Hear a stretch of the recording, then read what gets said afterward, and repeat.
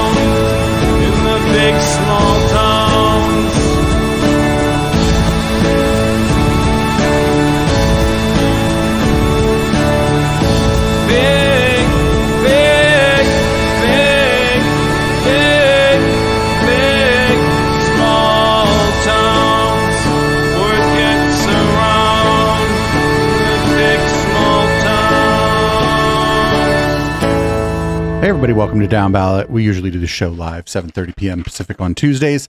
We're just doing it Friday evening this week, but good news for patrons. You'll get all of Conspiracy Bingo attached right to the end of Downballot in your patrons' feeds. You can support this project at patreon.com/Echoplex, and same benefits over at eplex.store, $5 a month or more, and you get discounts on the merch. I'm producer Dave, and you can find me on Grindr. And this is the Councilman. You can find me in the club, or you can find me on X at THE_Councilman. I'm very excited to be here and looking forward to attaching a little bit of Conspiracy Bingo to the end of Downballot. Maybe we can call it Down Bingo. Ooh, Down Bingo. We used to do ballot box bingo. That may be coming up soon. Hashtag Down Bingo. Yeah, no, we'll be doing some ballot box bingo, I'm sure, as we get a little closer to the November 5th election, especially because ballots drop in California about a month before that. So we want to make sure that once you get your ballot, you know what you're voting on. at least from a echoplexy perspective. So we'll be sure to be hitting you up with all the info you need very soon. Right. We're not going to be making too many presidential endorsements because I feel like that one goes without saying. But, local stuff, maybe we'll even take a look over here at Alameda County now that I'm over in Alameda County, see what the fuck's going on over here.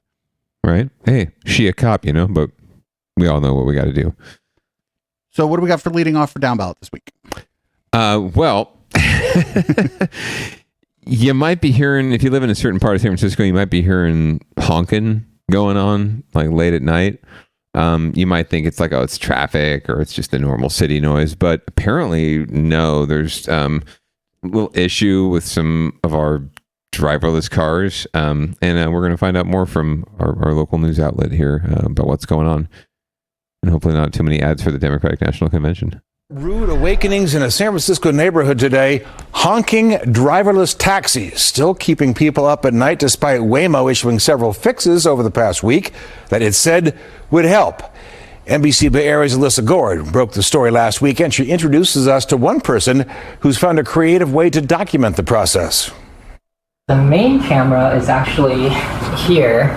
From Sophia Tung's place in South of Market, she monitors her YouTube live feed of the parking lot below, where she says Waymo driverless cars have been going to rest since July. I thought it'd be really funny as a meme, since I can do this, to set up like a camera that is just pointed at the lot. She adds music and responds to questions from a global audience. There's people from like Japan, like Singapore, people from the UK, like from France. During the daytime, this parking lot is typically empty because the Waymos are all out and about and going on rides. But at nighttime, most of the cars start to come back, and that is when some of the crowding can start. Repeated overnight honking from Waymos in the lot kept Sophia and her neighbors up for weeks. On Tuesday, Waymo said this was due to a feature that makes the Waymos honk if other cars are too close. It said it updated the software so its vehicles should keep the noise down for neighbors. But Wednesday, neighbors say the honking continued. You can see the cars got stuck in a cul-de-sac next to the lot. Waymo said it fixed this problem too.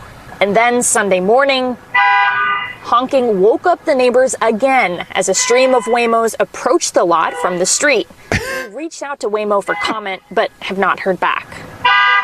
They send a lot of them at once. I don't know why exactly this is. Sophia thinks there's a hunger for more transparency about how these autonomous vehicles work. She says Monday, Waymo's director of product management has agreed to do a live interview on her feed. That's great. Like, they're really fun to look at. We just like them to stop honking. In San Francisco, Alyssa Gord, NBC, Bay Area News. I wonder if that particular interview may find its way onto Intellectual Dollar Tree, our show on about these fucking weirdos. Entirely possible. I mean, you might want to, take a look and see if there's if she has a feed you can tap into. Maybe she, you could have her on for an interview. Ooh, maybe she'd be good for How the Tech Are You, actually. Yeah, right. Using tech to do a thing about tech. How the down ballot are you? So this is super annoying. I don't understand. Like, what do you mean? What do they mean? We tried to fix it and we couldn't. What if they just they have like GPS, right? So what if when they get approached the lot, right? What if that they just don't honk the horn? Yeah, if this is Waymo's like way station lot, like if it's their lot, right, where these cars go to sleep when it's not like peak hours, right? Yeah, I don't understand why they wouldn't have some sort of geocentric override, right, that would just allow them to park, right, and recognize each other. That also would be another thing you'd think they would be able to do. So yeah, it's very strange, and it seems like a very easy programming fix from my very ignorant perspective, not being a programmer or an engineer. It would seem like it's something you could fix pretty easily. But I appreciate the neighbors being creative, and I appreciate them documenting it and putting up a live feed, and then inviting the Waymo product person to come on the live feed and be interviewed, and them actually agreeing to do it. So that's going to be great. You're going to get some very valuable and very interesting material out of that, I'm sure. But yeah, this is something, if you've been watching local news here in the Bay Area, it's been an issue for, or something they've been covering for multiple weeks now at this point. So it's still not resolved that I know of. But we'll keep tabs on it. I'd make the CEO guy come on at night and push the audio from whatever microphone was being used, like through to the interview. So he'd be like talking, trying to explain something, and it'd be like honk, honk, honk. So that he would then understand how fucking annoying that is. Right. Absolutely. There's nothing more almost other than like the reverse beeping of a truck. There's nothing more annoying than honking, incessant honking like that. And you can guarantee the CEO of Waymo don't live in no neighborhood where he is anywhere near any of these things. Yeah, I mean, this just sounds like, that a crotchety old lady just leaning on her horn like all night, and that's just not going to help you go to sleep. Anyway, well, we will let you know when the honking ceases and Waymo gets a handle on their shit. But I do want to say I can completely understand why there's, the great influx and then outflux or ingress and egress of cars. Obviously it's just peak hours, right? Like over, at a certain time of night, they will call all of their cars back, like the end of shift, right? And then, except for a few, and then in the morning when folks are needing cars and rides places, they fan out again. So it's once they can figure out how to manage that portion of the show, hopefully this will be resolved and the neighbors can get some sleep. Yeah, that sucks too, because there's a lot of nice apartment buildings around there, and it ain't cheap to live there. So yeah, not at all, and really nowhere in the Bay Area anymore, right? So if you're having to deal with that kind of shit, no matter where you're living these days, you're probably paying too much to deal with that. Yeah. We'll see. Maybe lawsuits will come in and people, because think about it like, you have to work. Yeah. Oh, absolutely. I don't know if there was any CEQA analysis done. I'm sorry, California Environmental Quality Act analysis done about this lot, right? And using this lot for these cars, right? And noise pollution and other kinds of this, which would account for noise pollution and other kinds of pollution. So, there could be very legitimate lawsuits coming if this doesn't cease. That we shall see. We'll keep an eye on it. Although if there's lawsuits about it, I think we'll probably get one news hit on it, and then they'll just forget about it, because that's kind of how the news cycle works with these kind of things. Unless like they decide in the favor of like the tenants or the residents, the court does, and then they get some money. That'll get coverage for sure. Their lawyers will make sure of it.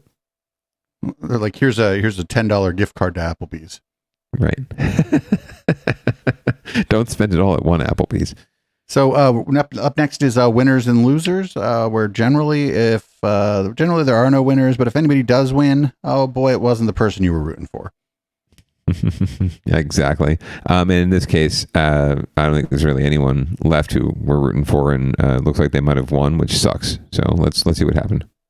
3 former jail guards convicted of a beating death of a mentally challenged inmate have agreed now to a plea deal. And that deal means they could be freed within the next 12 months. KTVU's South Bay reporter Jesse Gary live tonight there at the Hall of Justice in San Jose with the story. Jesse, good evening. Mike, Heather, good evening to you. District Attorney Jeff Rosen says the plea deal reached today imposes a sentence that is very similar to the one that the 3 faced until their second-degree murder conviction was reversed by a new retroactive state law. Today was a victory for the vulnerable and the voiceless. We brought some finality, some measure of justice to Michael Tyree's family, as well as our entire community. Inside a crowded Hall of Justice courtroom Tuesday, 3 convicted former jail guards admitted to killing inmate Michael Tyree. But the second-degree murder conviction for Jere Lubrin, Matt Ferris, and Rafael Rodriguez is now a conviction for 1 count of voluntary manslaughter. Looks like a win-win for the district attorney's office. They guarantee that these guards will go to prison for a voluntary manslaughter for the longest period of time. I think it was a way for the district attorney to hedge their bet. The case dates back to the August 2015 jailhouse beating death of Michael Tyree. Tyree was a mentally challenged man being held on misdemeanors until space at a treatment facility became available. All of us thought, well, it's safe to have him in jail until there's a treatment bed open. But in fact, it wasn't safe to have him in jail, because that's where he was killed. Prosecutors proved the trio savagely beat Tyree to death as he screamed and begged for his life. However, a new state law reversed the convictions for second-degree murder in the case that was partially based on the natural and probable causes doctrine. The legislature did apply it retroactively to all prior cases. So these three guards were not the only beneficiaries of this change in the law. Many people came back from second-degree murder sentences and got resentenced or got a new trial based on this change in the law. In court, the three admitted to killing Tyree with, quote, conscious disregard for human life. They waived any rights for jury trial and were sentenced to 11 years in prison. They've already served 7 years and were released last month to finish out that sentence under home confinement.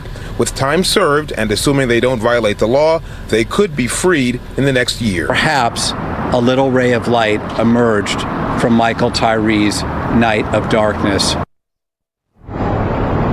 And District Attorney Jeff Rosen says that because following the Tyree case, reform measures were put in place here at the main jail, including increased training for dealing with inmates who were mentally challenged, the use of body cameras on deputies. A blue ribbon commission was impaneled to look at changes in the jail, etc.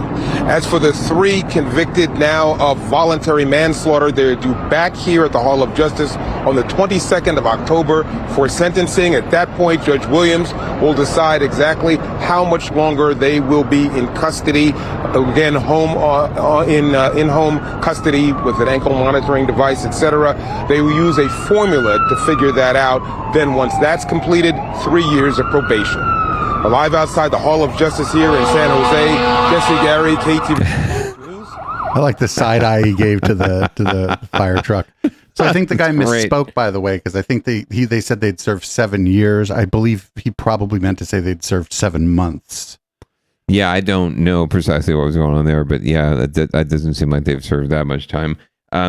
So this is just a convoluted ass story, basically saying that the law changed. These guys were probably just going to get out, and now they're going to have to serve another 12 months and admit to killing the guy in court.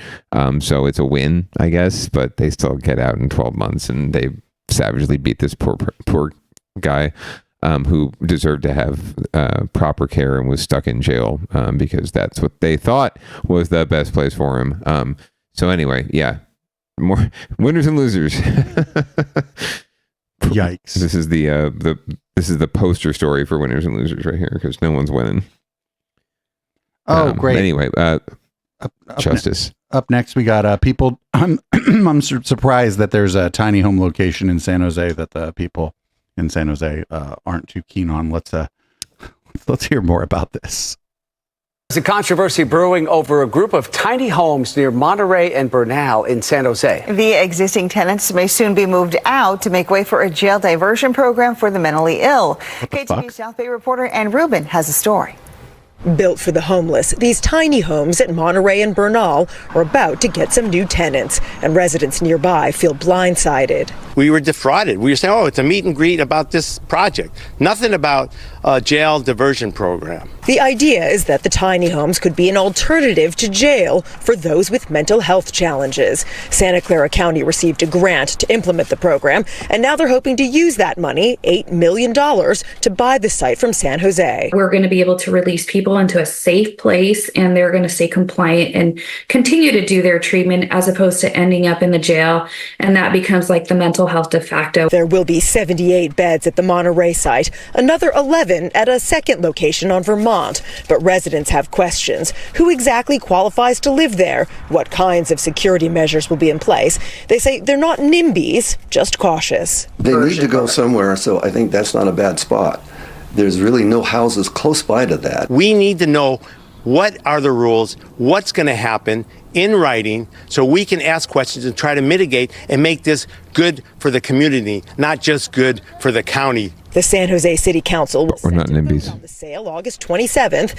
Officials say operating so many tiny home sites is getting costly. It's just unsustainable for the city, given our finances, and so we're trying to figure out if it's possible. Serio. Can we offload it, make a little bit of money, help fund some affordable housing. But obviously now this is happening. Right? And so Sergio Jimenez and Arjun Batra, whose districts border the site, are both hoping for more time. Late today, Batra got the vote deferred in the hopes that there can be more community meetings. And understand and have a chance to express their concern and resolve those concerns before this item comes in front of the council.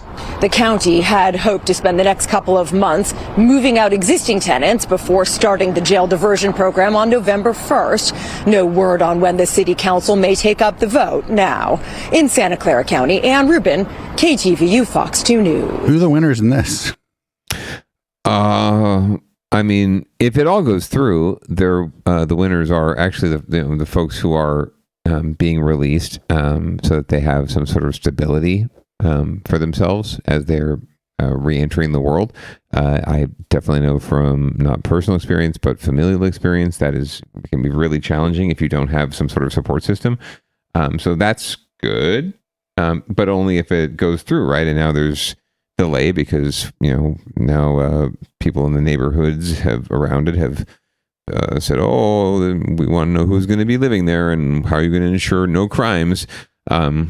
And so it's going to be delayed, right? So even the folks that are going to win in the end don't get to win for a while, and they have their win delayed.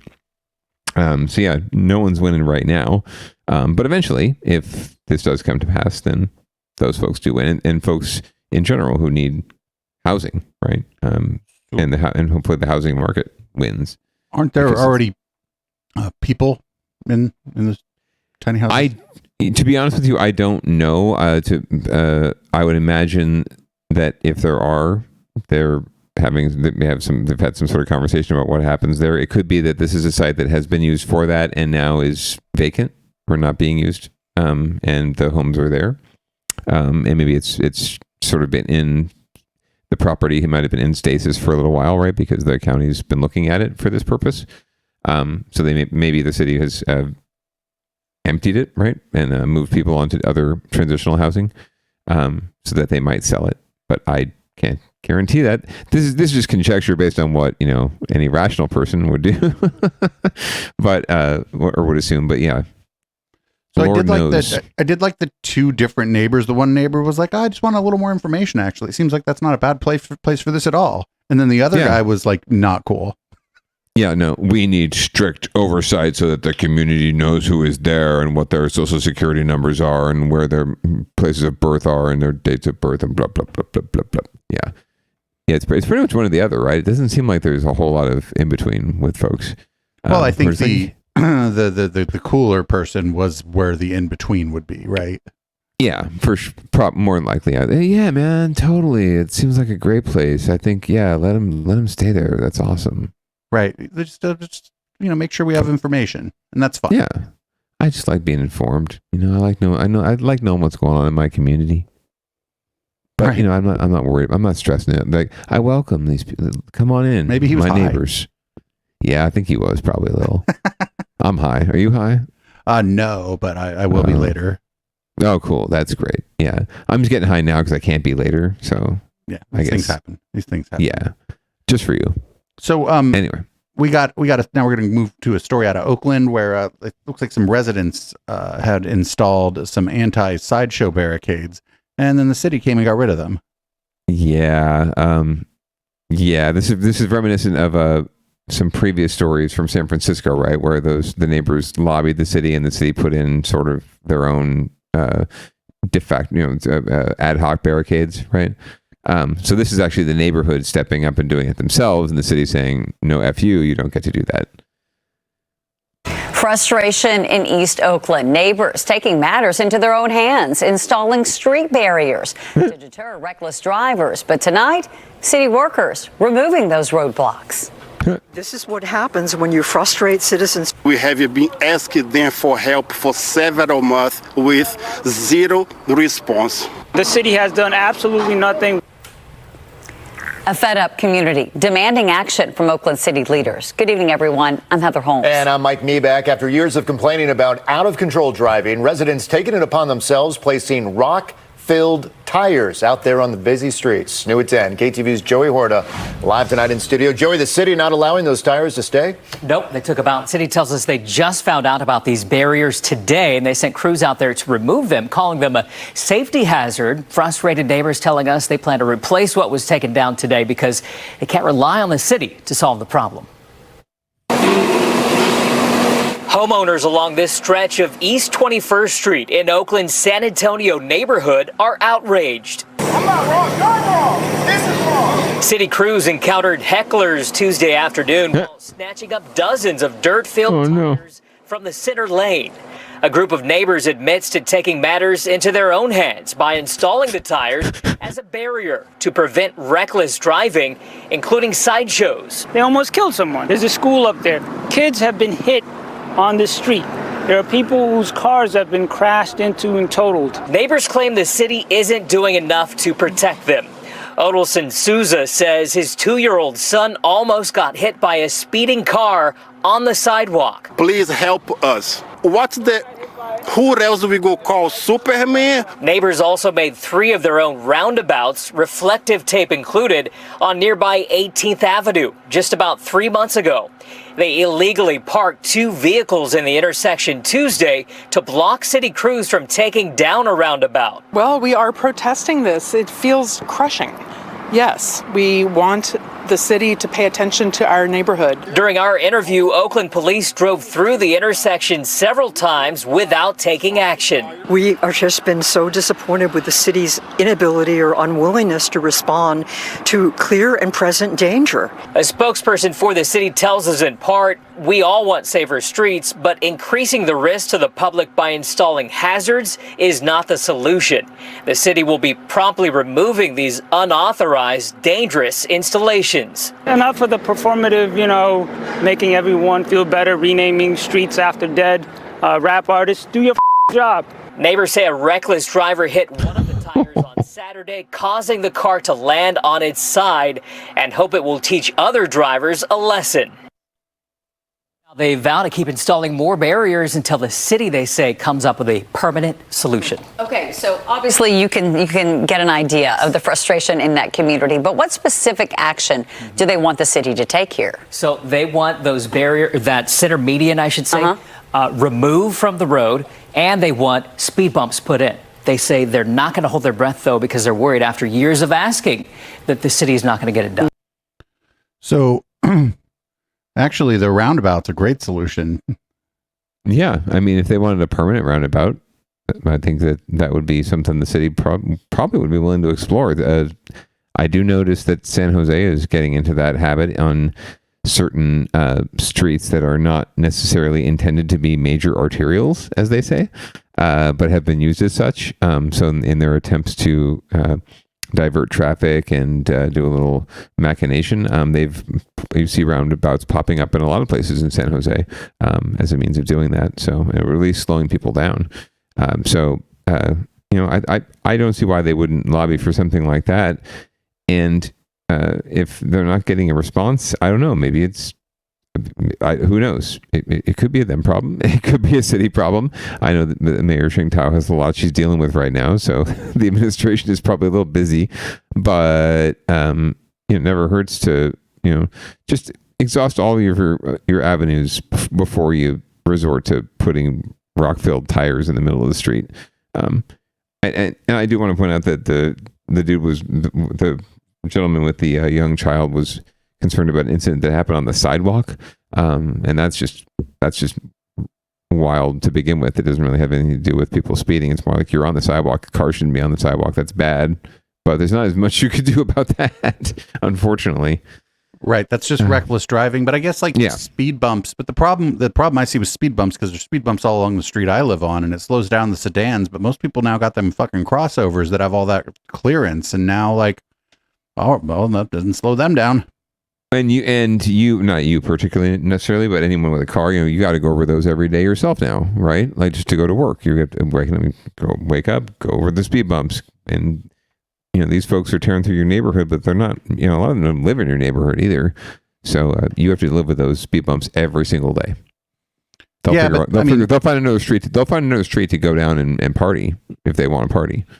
Yeah, but I mean, the speed bumps, I mean, if they slow the people in the neighborhood down too, that's good too, actually. So, you're right. It is. But it is something, I think it's one factor that neighbors don't consider when they rally around speed bumps is, oh yeah, it's going to send people elsewhere to do their little party car stuff, but we have to drive over them every day ourselves. And then they realize, Also, like the speed bumps I've noticed they're kind of useless because there's like gaps in them so that emergency vehicles can travel at a faster speed through the area. So if your car happens to be a little bit wide, just scoot over a little bit toward the middle, and now you're not going over the speed bump anymore.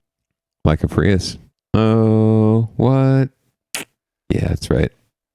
So up next we got trash. Yeah, and Blight. Oh, I'm sorry, Blight. And since it's near schools, I'm sure that's why anyone gives a shit. Well, also in the East Bay, a man is taking his frustration with blight in the city of Oakland right to social media. He wants something done about this, the piles of trash, especially on a street near a bus stop that's also really close to several schools. Our Crystal Bailey live for us now in Oakland after talking with the man and getting a response from the city. Crystal. Well, Heather, it all started with the mayor promising clean streets for back to school. And while the city says that it is inundated with requests for trash pickup, an East Oakland dad says that his neighborhood is being neglected as kids walk through filth to get to school. Wow, those look like students going to school. And this is what they have to walk past. Ansel Troy is calling out the city. Illegal dumping is a public health crisis. It's not just about the visible blight. Each day he captures children walking past the trash pile on their way to school at the corner of 90th and International, posting the videos from his ex account, East Oakland Dad, saying our children deserve better. I've seen students and other people having to walk in the street against traffic to get just to go to and from work or school. His post started on Saturday when Oakland Mayor Shang Tao shared a video on X showing public works crews cleaning streets. She said for the first week of school, crews were cleaning at key school sites, saying our young people deserve clean and safe streets, and Oakland will continue prioritizing school sites for cleanup. Troy, who lives in the neighborhood, recognized the street corner in the video. But the thing is, the street is still riddled with trash, even after he reported it to 311. Children think this is what the city allows to happen in their neighborhood, and they may feel like, well, nobody cares about us. There are more than half a dozen schools within walking distance from the corner of 90th and International, the biggest one being Highland Community Elementary School, which is only 5 blocks away. The city reports 540 service requests for illegal dumping in the last week alone. The city spokesperson says public works crews were deployed on Friday, August 9th to more than 20 locations in East Oakland, near 8 schools, plus another 12 sites of reported dumping, including the corner of 90th and International, shown in the mayor's video. But the spokesperson says in part, unfortunately, some of the sites our crews visit are hit by a repeat illegal dumping within days or even hours of a cleanup operation.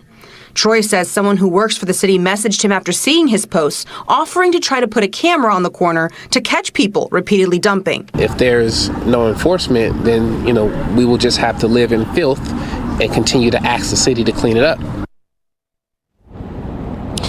And the city spokesperson says that if you do see anyone illegally dumping, report it to 311. They also say that those crews from Public Works is out on a 7-day basis. Every single day of the week, they're out there.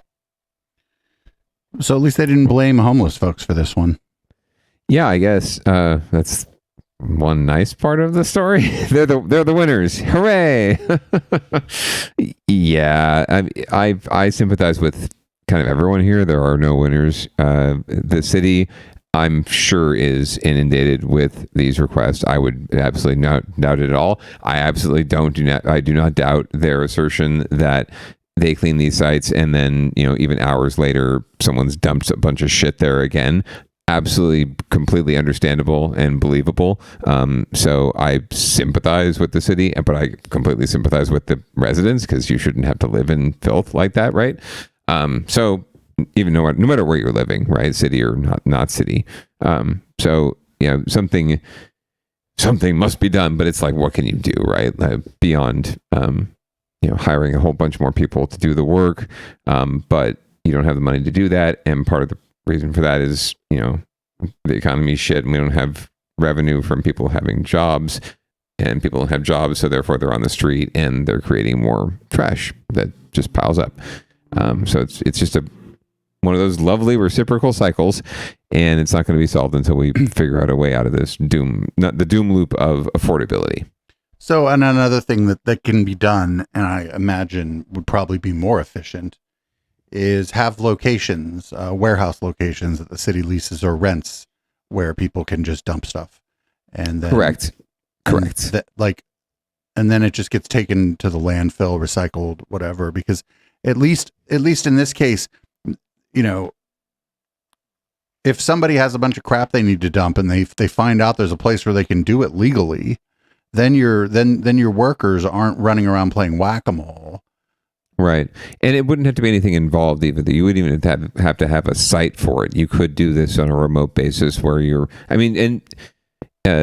some cities have like dumpster days. I mean, this is much more involved than that, right? But something along those lines where you have Monday through Friday schedule. You're going to be in the neighborhood at these sites on these days, regularly. Come dump your shit, right? And we'll put it in a dumpster, and we will put it in. We'll take it where it needs to go, right? So you don't need to put it on the fucking corner. You can come here on Monday in this neighborhood, Tuesday in this neighborhood, and we'll be at this site, and you can guarantee we'll be there, right? So like farmers markets, only trash, right? And markets, right? I mean, there's where I live, they do like twice a year where you can just leave large items out on the curb. Yeah, but it seems like in the city of Oakland, at least for a short amount of time, having some permanent locations, even if they're somewhat inconvenient for people. I don't think most people want to dump their trash on a street corner. It's a crime of opportunity and convenience, where they could drive 10 minutes and go do it legally. Then I think most people would probably do that. Yeah, especially if they're living in the community, whether it's on the streets or they're housed. I don't think anyone wants that to bring that on their community necessarily. But yeah, crime of opportunity, crime of no other opportunity, right? That would be the way I would frame it. And for our next story, we're going to stay in Oakland. Go to the schools at Oakland, but please bring your own water. A district utility truck in front of Hillcrest Elementary and a portable water jug out on the playground. Parents were told to bring an extra water bottle for their children because some of the water running through the pipes is not safe to drink. First heard about it through like a text message or something like that. Bring extra water for your child first day of school. So I was like, okay, this is interesting. District officials say lead was found in 22 OUSD campuses. Ashley Long's son attends Hillcrest, one of the schools with some contamination. She is not only worried for her child's health, but frustrated the district is just now taking action. How did this happen over such a short period of time, or were we just not aware? The district published results of lead testing done at each campus. Each report shows the testing was done earlier this year, before the new school year started. Tiny, minute amounts can still affect the way our blood is circulating, the way oxygen is carried to the brain. It can slow the early childhood development. Elena Giventhal is a professor of environmental policy at Cal State East Bay. She says when lead is found in drinking water, it's coming from old pipes. Eventually, when the pipes are old, when they are aging, corrosion happens and it starts leaching into the water. In a statement, OUSD said, "We are fixing any outlet we find that shows lead levels exceeding the district's limit of 5 parts per billion to ensure that our students and staff are not exposed to elevated levels of lead when at school from faucets or fountainheads." Children need to stay hydrated during the day. They're active, they're studying, they're concentrating. Andrea Ventura with Clean Water Action says the state or federal government should step in to help, especially with Oakland facing a large budget deficit. We totally understand the economic burden this puts on schools. And so we have actually called on the state board to take the lead issues more seriously. She believes clean drinking water should be a right for everyone in the state. In Oakland, Ryan Curry, ABC 7 News. Yeah, that's not great. This was one issue that was always a hot button issue when I worked in this space in public information for local schools.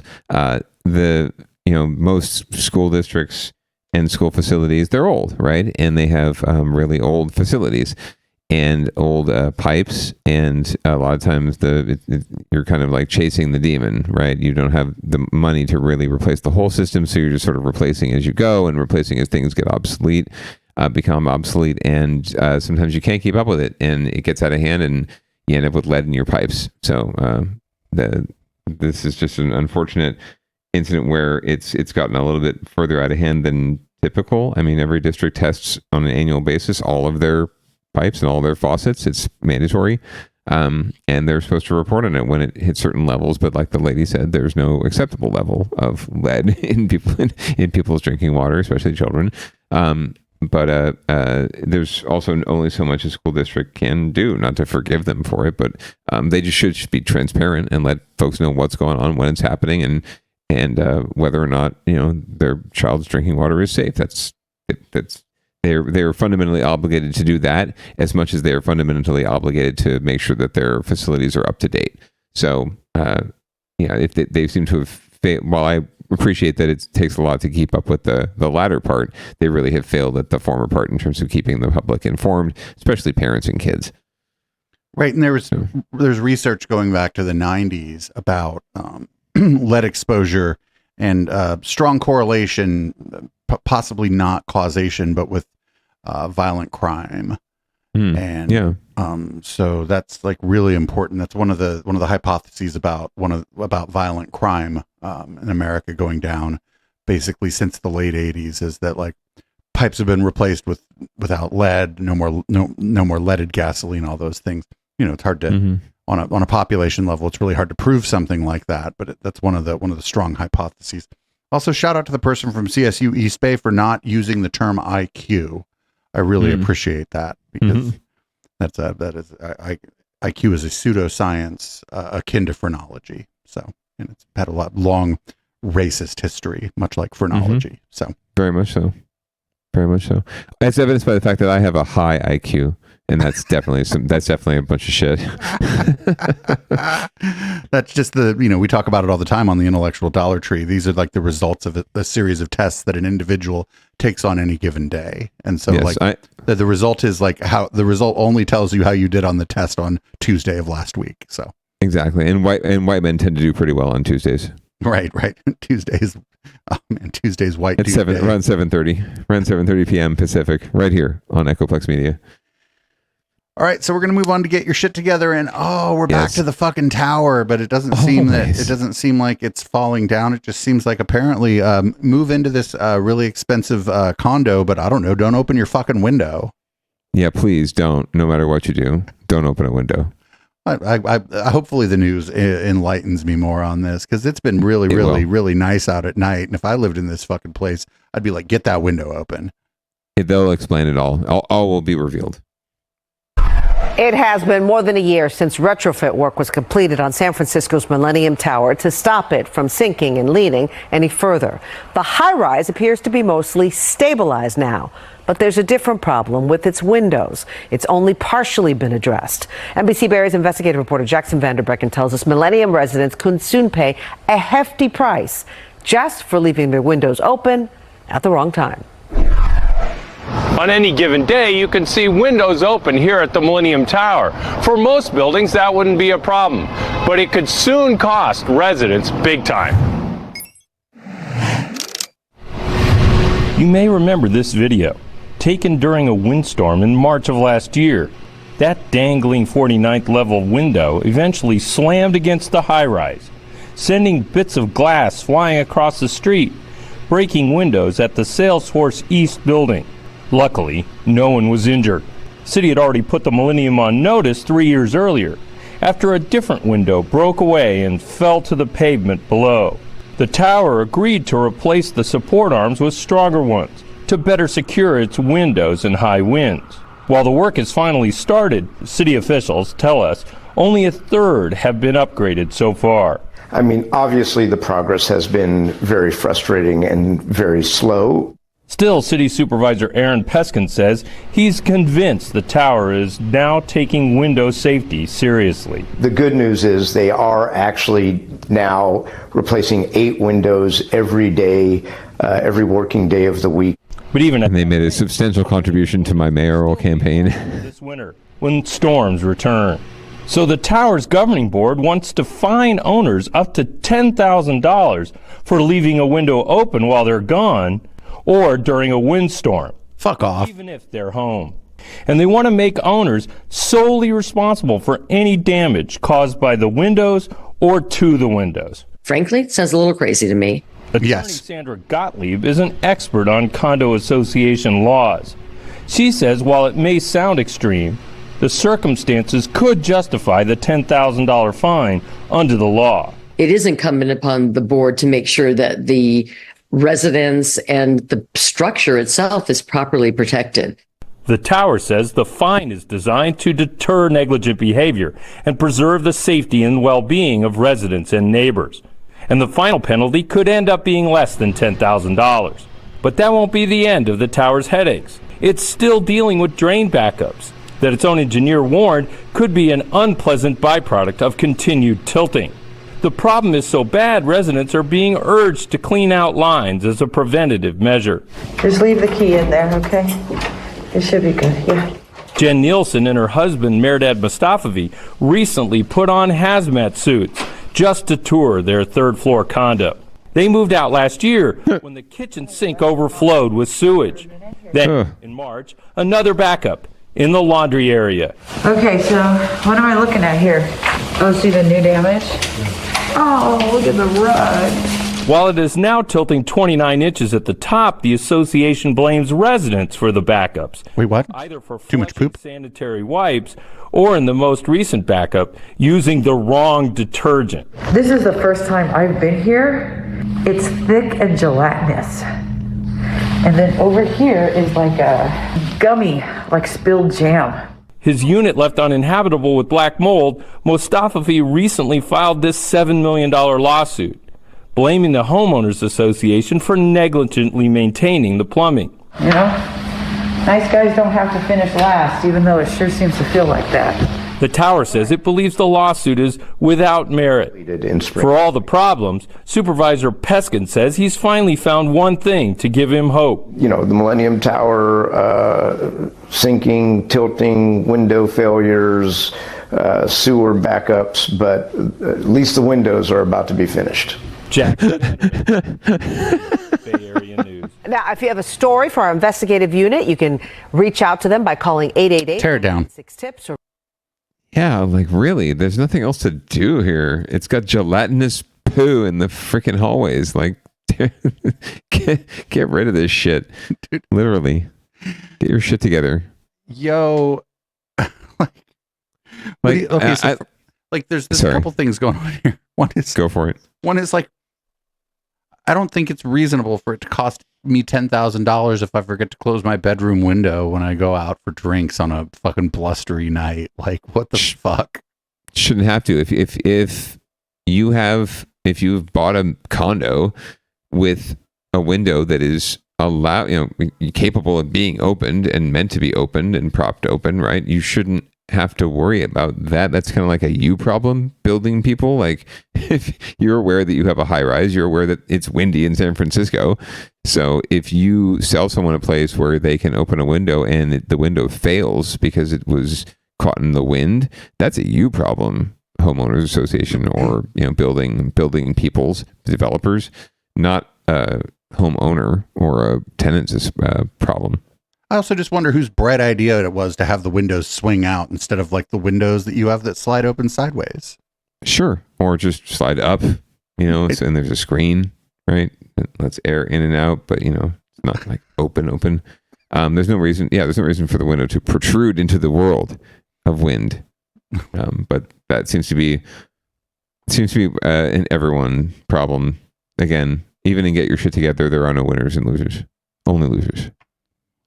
We're going to move on to Down Ballot and a recall watch. It seems like Gavin Newsom has signed a retail theft bill. I really appreciate this screenshot here because it's got the little YouTube dot right over Newsom's face. That's for anyone great. who's watching on the podcast version of the show.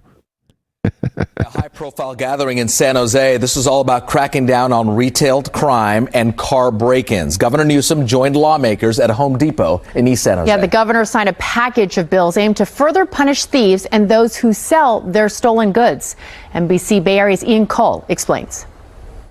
With a San Jose Home Depot off Story Road as the backdrop, Governor Gavin Newsom signed 10 bills into law that he calls a landmark legislative package cracking down on retail crime and property theft. Look, success is smashing these retail theft rings. Success is breaking them apart. One of the laws says if you've stolen a total of over $950 worth of items, even if they're from different stores and in different counties, prosecutors can add those crimes up and charge you with grand theft. Another law says if you are convicted for stealing from a store, they can file a restraining order to keep you from entering that store for 2 years. A third law says if you have over $950 worth of stolen items with intent to sell or return them, you can get up to 3 years in jail. These bills will strengthen existing laws. They'll enhance other laws, and they will address the challenges that are well outside the purview of previous initiatives and laws like Prop 47, and that's the issue of organized retail theft. Another law goes after online selling platforms and requires them to collect information about all high-volume third-party sellers in order to combat fencing of stolen goods. I have a message for criminal gangs. Your time is up. If you break these laws, you will pay the price. The California Retailers Association pushed for these changes and says they'll be instrumental in curbing the problem. This package of bills came from retailers. I came to leadership. I said, here is what we need to help us. The governor says on top of that, the state and regional organized crime task forces will use these new tools to crack down on the criminals. In San Jose, Ian Cole, NBC Bay Area News. So a lot of people have been bitching about how California, it needs to be $950 for it to be grand theft. And then I did a little looking around. Texas, almost $3,000. Really? Is it the minimum? Yeah. Wow. Well, there you go. So we're a little more strict here then, I guess, California. So the who's selling it stuff gets a little dicey depending on like some sort of like what I used to do. There was a bit of a gray market going on. We did avoid the gray market and tried to just buy from auction houses. But there were other people who were, to our knowledge, not actively seeking out any kind of stolen merchandise who, I imagine at some point during their time were in possession of stolen merchandise through, not because they wanted to be, but because they were, maybe buying from smaller businesses, individuals, that kind of stuff. We were doing a little of that at the beginning, but as we got bigger, we were able to just do auctions from like DoveBid and Lockheed and even like Dell themselves, Lenovo themselves. We were able to get some of that stuff. And we had a couple trusted third parties who were, had deals with like graphic design houses and stuff. So we were relatively confident about that stuff, but it just all gets really dicey because there's especially for like electronics, laptops, desktops, network equipment, there's a huge gray market, and there's a lot of businesses that employ a lot of people in that gray market in San Jose, and I don't think a lot of people talk about it. So, yeah, and it's just a very slippery slope, and it's very hard to police because you have to, you do have to set some sort of standards, right, and some sort of thresholds to make it, enforceable. It can't just be a big gray area, but that's where a lot of this world exists, right? Is in that gray area, and you don't want to punish folks, inadvertently, who are just doing their jobs and just getting things done and not necessarily dealing with stolen materials, but working in that space, right? Because they fit certain parameters, they get caught up in this net. That's also not very helpful. Because it impedes commerce and impedes people from making a living, a legitimate living. So yeah, there's always unintended consequences, but this just seems like very problematic in terms of, it's reactionary. I do not like reactionary policy in general because it's usually not the best policy. because it's reactionary and it's of the moment, and it's not thoughtful about long-term or even medium-term solutions or issues that might result from it. So, not too keen on this package of bills that was signed at Home Depot in San Jose. Did enjoy seeing the whole panoply of local elected officials behind Gavin angling for to get their smiley faces on camera while he was signing the bills. I'm surprised Peskin didn't take the trip down.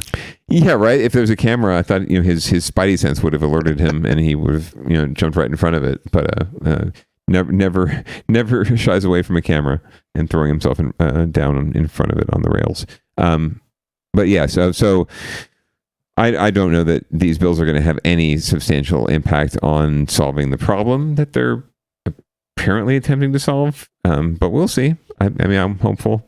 I'm always hopeful, but it seems like it's rife for problems. So I think the way to, and first of all, I think that the organized crime aspect of this is probably overblown a little bit, just based on just vibes based. But if there is organized crime doing retail theft, you got to do good old fashioned fucking detective work. You got to get informants. You got to infiltrate these organizations. You got to do the long con on these con people. You got to get yourself up into middle management so you know what the fuck's going on, and so you can do a proper RICO charge, because this is this is what they learned about the mob, is that to stop the mob you had to infiltrate the mob. And if you're just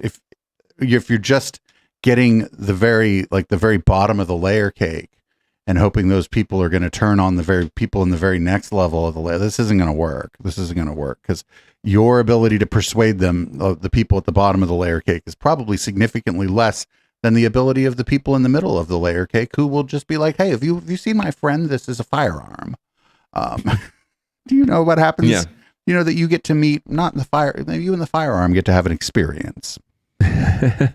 Yeah, no, absolutely. And you really have to take out the head in any of these situations, right? Like in a situation like this where you've got these, whatever you want to call them, mass thefts, right? And all these folks are hired by someone. And at each level of that criminal enterprise, just like any business, there's what we call mitigated risk. And you accept that, some of your product, some of your crimes, some of your people are going to get caught up, ensnared by law enforcement at some point, and you just consider that cost of doing business, and you cut them loose, and you have plenty of other people who can go out and do crimes for you the next day. So it's no big deal if the cops come in and swoop up a bunch of people, throw them in jail for having $950 worth of shit individually, because the larger enterprise that hired them and it was utilizing their services and probably using them in a lot of ways and abusing them, they get away scot-free and get to do it again with another bunch of people the very next day if they want. And they anticipate that, and they build that into their budget. So, that I don't think this is going to solve much of anything other than putting more people in jail. And another thing is, my understanding is this stuff is a lot of time planned on the Telegram app, which everybody thinks is like an encrypted messaging app. But look, boy, howdy, let me tell you, I am on Telegram, and I have infiltrated things that one might call a domestic terrorist organization, just by kind of minding my business and keeping my ear to the ground in groups that are maybe less terrifying. But then you hear about other communities, and then you can join those and stuff. And I'm just stunned, actually, that law enforcement hasn't infiltrated these Telegram communities, because I've definitely seen things that that I've I've seen things that I've forwarded information to entities that I thought needed to know about the things that I've seen. As a journalist, you don't want to get too deep into the story, but there's a limit. And if I'm finding evidence of criminal activity and criminal conspiracy on Telegram, the fucking state police can do it too. Sure. Absolutely. They could use better consultants, maybe, but we all do drugs. It's the same thing. Remember when there was all those big stories about how the NSA wouldn't hire anybody who smoked weed, and so they didn't have any good hackers. Right. Up next, we got more. Gavin visited. Gavin and Mayor Ed 209 are at odds. This is a unique spot where Gavin's trying to crack down on crimes in the last story, but in this story, he's trying to defend some laws that we passed to be a little more lenient on folks making crimes. So, but Mayor Ed 209 says, no, we must crack down on the crimes. The debate over a controversial proposition is pitting San Jose's mayor against Governor Newsom. Prop 36 would roll back some of the key provisions from another controversial law, which is Prop 47, which changed many felonies into misdemeanors. Yeah, supporters of Prop 36 say those changes went too far and gave many criminals a free pass. The mayor actually supports it, but the governor does not. NBC's Robert Honda joins us from the Santa Clara County Jail. Supporters and opponents of Prop 36. And do something about your camera. Right. Or is that just the fucking now the world we live in, everything is just blown out by the fucking sun? 47 with dueling images, overcrowded jails and prisons versus sometimes violent retail crime. The jarring images of mass shoplifting and smash and grab robberies are just a few of the crimes fueling those who want voters to pass California Prop 36 in November. Dealing with crime and punishment in California has been an evolving process. In 2012, voters approved the 3 strikes law, putting offenders in prison for a third felony regardless of the crime. But prison populations went up. So in 2014, voters approved Prop 47, a ballot initiative that changed a lot of nonviolent felonies, including shoplifting, petty theft, and minor drug offenses, to misdemeanors. San Jose Mayor Matt Mahan says 47 went too far, so he went to the state capitol, joining with other local nonpartisan leaders, pushing Prop 36, which increases prison time for certain drug-related crimes, makes certain drug offenses treatment-mandated felonies, all with the idea drug use, especially of fentanyl, leads to other crimes. Mahan says the key is targeting repeat offenders and focusing on treatment. That there has to be accountability, there have to be consequences for committing crimes, but those consequences can be humane, they can be uplifting, they can get people who desperately need treatment into treatment. We can go from an era of mass incarceration to an era of mass treatment. Governor Newsom is among those who have come out against 36, calling it drug reform that will only continue to fuel the state's prison overcrowding crisis. A community watchdog group, Silicon Valley Debug, reluctantly agrees with the governor, saying Prop 36 would take away savings garnered from 47 that funds the very treatment programs people arrested would need. We know the real issues that our community needs, particularly here in San Jose and Silicon Valley, is housing, is economic opportunities, is mental health treatments, is substance use treatments. Prop 36 removes those staples of solutions and replaces it with a jail cell, a prison cell, and a record of incarceration. The fighting over Prop 36 has become very political, with groups and individuals often on the same side, such as the mayor and governor, now fighting over the costs and perceived benefits, making it one of the more complex issues being put before voters in November. In San Jose, Robert Honda, NBC Bay Area News. So the problem with like Mahan saying, hey, we're going to do mass treatment, the problem is like the history of forced mental health treatment in California and the United States and Europe and other countries that people associate with the United States, a history that's been pretty fucking gross. Some of the history of that allows organizations like the Scientology organization to shit all over just the concept of mental health treatment because there are atrocities that were done in the name of treating people. And not for nothing, there was just this time in our country where if your wife was mouthing off to you, you'd get her fucking committed for goddamn hysteria, which generally, like, it just meant her ovaries were ovarying. Like, so this is the history here is real bad. I encourage people to watch One Flew Over the Cuckoo's Nest. That's a story of somebody who got themselves into a situation who they were a little wacky and shit, but obviously not like suffering severe mental health problems, and were put in this environment that was mostly like a prison, medicated against their consent with who knows what, and they just kept getting worse. Right. To the point where they really were needing of commitment and care because they'd been made into vegetables. It has a happy ending because that one big dude just grabbed a giant piece of equipment and busted everybody out. But just end it. There's really no winner. Again, this could be under winners and losers. It's under down ballot because it's about somewhat local politics and local affairs. And Ed 209 always needs to be called out for his BS. But yeah, there need to be consequences for crimes, of course, and they can be compassionate for sure. I just don't believe that Ed 209 has the answer for that. And I think that the bill that we passed was pretty fucking good in the first place. I don't think it's been given enough time to really have an impact and have the impact it's intended to have. And people just are squishy about letting criminals back into their community. God forbid that they get a chance to redeem themselves and turn their lives around and rebuild. My goodness. Not for nothing, like they keep talking about all this treatment. Where the fuck is all that? Where the fuck are they gonna? Where is all this supposed to happen? Yeah, exactly. There is no space for that now. So it's you can talk all you want about how we're going to put them into treatment instead of jail cells, but if you don't have the treatment facilities, they're going to jail. Like Raj said, you get a criminal record and a jail cell. Congratulations. It's like a let them eat cake version of mental health treatment. Right. Because that's 100%. Yeah, that's a really great analogy. Yeah, absolutely. They ain't got no cake and they ain't got nowhere to treat these people. What do you mean? There's no place for them to go?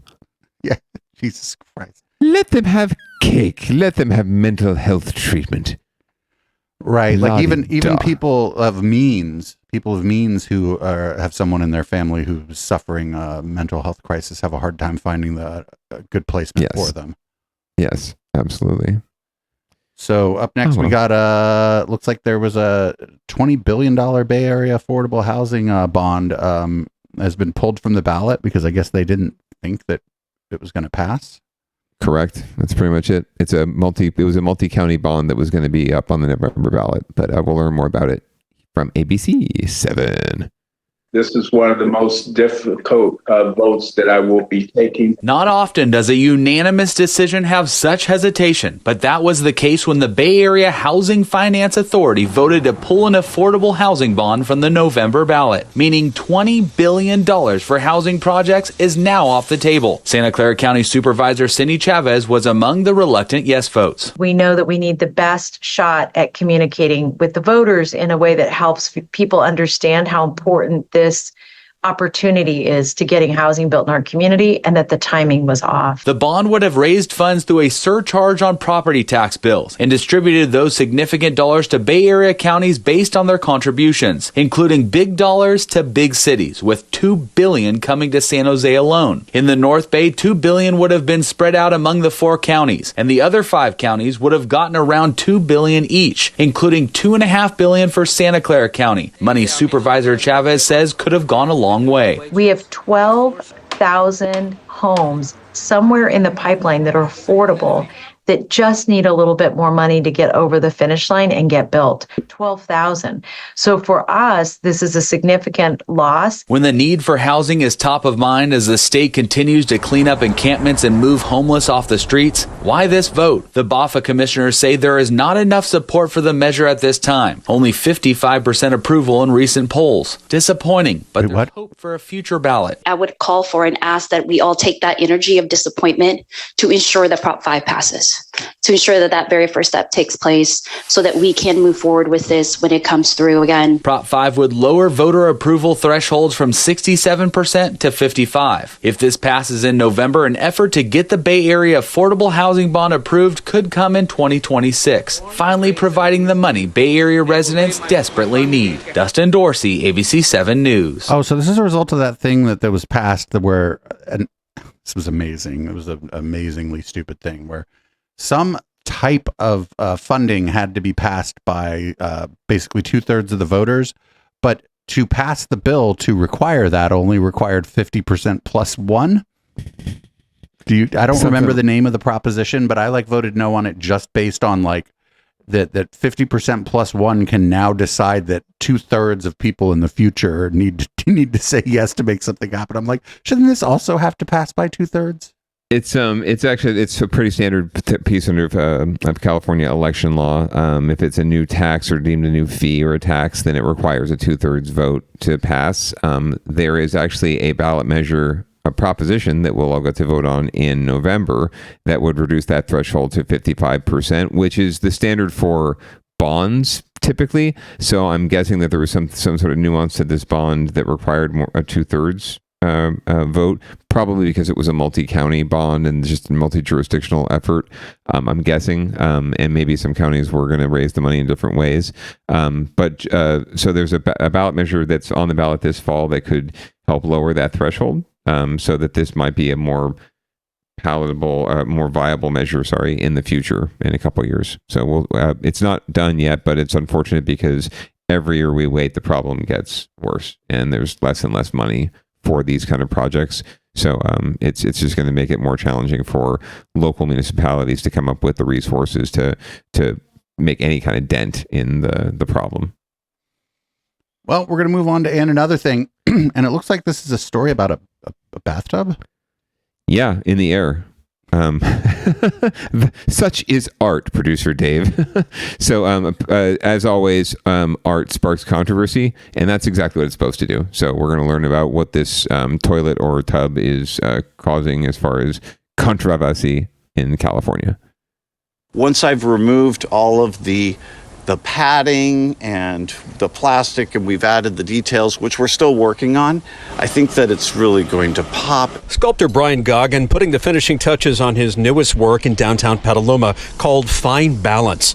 2 clawfoot bathtubs suspended in the air by large metal poles. The title relates to this idea of lifting something incredibly heavy up over our heads, creates a moment of tension and also mystery. Speaking of tension and mystery, the public art piece creating lots of strong opinions around town, to say the least.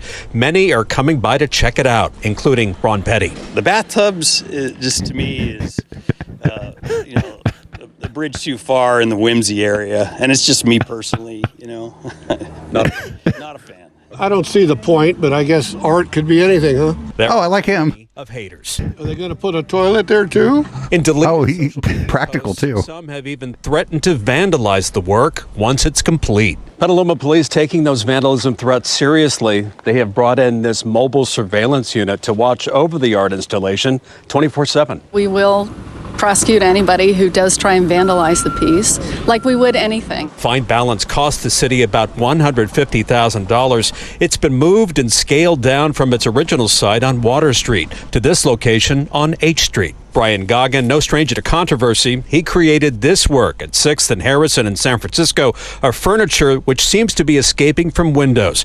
He calls Fine Balance a gift to Petaluma, and he addresses the controversy. For people to dislike a gift, it just seems misconceived. Others are embracing the new work. I absolutely love it. It's fabulous. It's whimsical, and every time I walk by it, I'm sure it's going to put a smile on my face. Not everybody's smiling yet. The project could be ready for its close-up in a few weeks. In Petaluma, Cornell Bernard, ABC 7 News. I don't know. The guy was a little odd. The guy was kind of an asshole. He's like, this is a gift. If you don't, I thought he was going to say like, I'm not sure. Like people like not liking art is just part of art. Like I thought that's what he was going to say, which would have been normal. But then he's like, this is a gift. Yeah. Why don't you like it? I gave it to you. Well, I do appreciate that it's, it depicts a moment of tension and contemplation. I have those very often in the bathroom alone by myself. I just wish it was functional because I'd take a bath up there. Fucking A. That looks like a great view. You can see the whole town, and you don't can worry. say I'd wear swim trunks. It's all right. Yeah. You don't have to be naked to take a bath. I mean, that's how that's what public restrooms are all about, right? Public showers. So maybe install a shower. That'd be kind of cool. And a toilet. Why not? So you can just drop a deuce right when you're done. But I think that he's waiting for the deuce dropper. I think that's really what his problem was. It's not that he's against art. He just really feels like there needs to be a toilet. Right. Or you could even, instead of the Mile High Club, that could be like, what was that? The 80-foot high club? Oh, there you go. Yeah, he's just not a fan of half bathrooms. That must be it. Yeah. He likes the full-on bathroom. You need the toilet and the tub. I think if the other side would have been a toilet, it would have been a better art installation. But everybody's a critic. Everybody's a critic. Indeed, including every listener of this show. Ooh, speaking of this show, how do you feel about reading the show out for us? I would be feeling very honored to be doing that.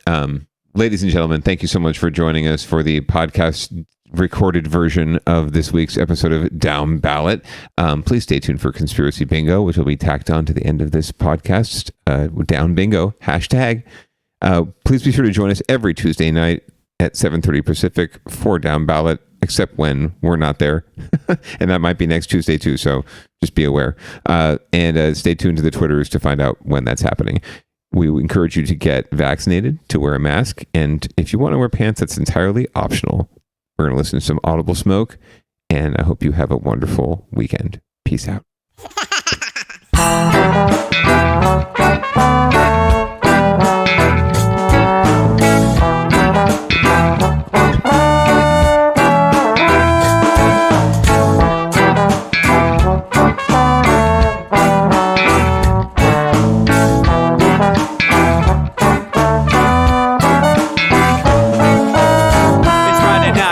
Time to get the party started. Pick up my phone just to check and see who's calling. Dress up real nice for the ladies at the bar, and I'm driving in my car just to get to where they are. Here at the local scene is where I plant my feet. It's where I smoke my cigarette and I hold my drink. I look at all my friends, they're all blazing green. Here at the front of the stage waiting for MTV. Where are those guys who's standing next to me with a pipe in his hand ready to blaze for me? About 5 minutes later we're all singing Queen. I get the fuck up on stage and rock the scene, yeah. We do what we want, and what we want is to jam. So sit back and enjoy the band. We do what we want, and what we want is to jam. So sit back and enjoy the band. Enjoy that band. I turn and head back to the bar for a refill, man, because you know where we are. We're headed out to the car to smoke another one and another one. Now just when the magic starts kicking in, I hear relapse playing, you know it's time to head in. Alright everybody, now it's time to grab a new drink. Spark it if you got it and then pass it to me, yeah. We do what we want, and what we want is to jam. So sit back and enjoy the band. We do what we want to do, and what we want is to jam. So sit back and enjoy the band. Enjoy that band. Last up on the bill for the show tonight is Down and Dirty in 5, so we're headed outside to spark up another joint. Now who's got my lighter? Stoner E, of course, shouldn't you be inside? I'm all up in this bitch, being who I gotta be. I'm fucked up like the U.S. economy. The truth is that I don't think logically. Stoner E take you on a psychedelic odyssey. Now inside motherfuckers is rockin' me, and outside shit we smoke a lot of broccoli. Rocky the roller, yo, that sexy girl be jockin' me. Ain't too drunk to fuck, but I'll probably do it sloppily. We do what we want to do, and what we want is to jam. So sit back and enjoy the band. Enjoy the band, enjoy the band. We do what we want to do, and what we want is to jam. So sit back and enjoy the band.